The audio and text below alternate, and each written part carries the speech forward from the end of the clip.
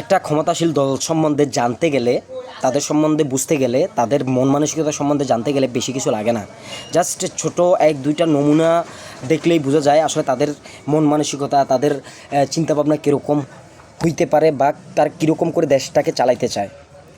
Just suppose আমি এই আঙ্গিকেই বলতেছি, বাংলাদেশের ইতিহাসে এই যে দ্রব্যমূল্যের ক্ষেত্রে অনেক ধরনের সিন্ডিকেট হয়েছে, আজীবন হয়ে আসছে, বর্তমানে হচ্ছে, ভবিষ্যতেও হবে।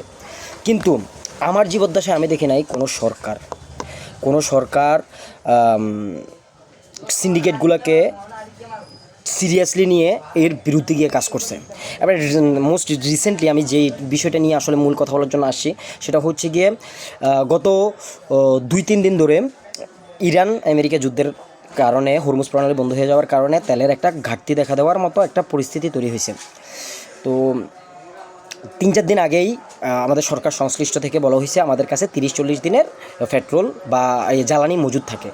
তো এরপরেও সিন্ডিকেটে কী করছে, হুট করে সকল তেলকে তারা মজুদ করে রেখে তেলের দাম বাড়ায় দিয়েছে, সব আটকায় রাখছে। তো সরকার মানে একদিনের ভিতরেই স্টেপ নিয়ে নিছে এর বিরুদ্ধে, স্টেপ নিয়ে তেলগুলা সিন্ডিকেট থেকে ছাড়াই প্রত্যেকটা পাম্পে পাঠাই দিছে। এখন মানে তেলের কোনো অভাব নাই, জাস্ট তারা একটা লিমিটেশন করে দিছে তেল ইউজের ক্ষেত্রে। কারণ হচ্ছে গিয়ে আমাদের কাছে 30-40 দিনের যে মজুদটা আছে, ওই 30-40 দিন যাতে স্বাভাবিকভাবে যায়। এখন আমি ধরে না, জাস্ট সাপোজ আমি একজনে 10-12 লিটার তেল নিয়ে নিলাম, বা আমি আমার ইচ্ছা মতো তেল নিয়ে নিলাম। তারপরে হুট করে আবার যদি ধরে না 30-40 দিনের আল্লাহ না করুক, যদি 30-40 দিন পরেও যদি যুদ্ধবন্ধ না হয়, হরমুজ প্রণালী যদি না খুলে, তাহলে তেলের যে ঘাটতিটা ওটা তখন একদম ব্যাপক আকারে ধরা দিবে। তো এই জন্য তারা ছোট্ট করে একটা সিস্টেম করে দিয়েছে, লিমিট করে দিছে। কিন্তু তারা কিন্তু সিন্ডিকেটটাকে, আমার জীবদ্দশা আমি দেখি নাই কোনো সিন্ডিকেট এভাবে কোনো সরকার হস্তক্ষেপ করে ওই সিন্ডিকেটকে ভাঙতে।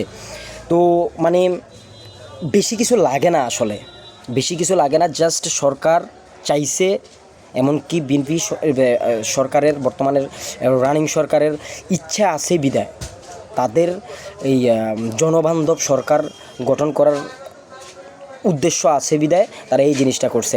এগুলা আসলে এই জিনিসগুলো নিয়ে বিরোধীরা কোনো কথা বলে না, বিরোধীরা সবসময় সমালোচনাই করতে থাকে। কিন্তু আসলে আমাদের উচিত সমালোচনার পাশাপাশি যদি কোনো সুনামের কাজ আসে ওগুলাকেও হাইলাইট করা। এমনকি আমি আমাদের দল সংশ্লিষ্ট লোকদেরকেও আমি দেখি নাই আসলে এই জিনিসটা নিয়ে কথা বলতে। এটা কিন্তু বিরাট বড় একটা টার্নিং পয়েন্ট।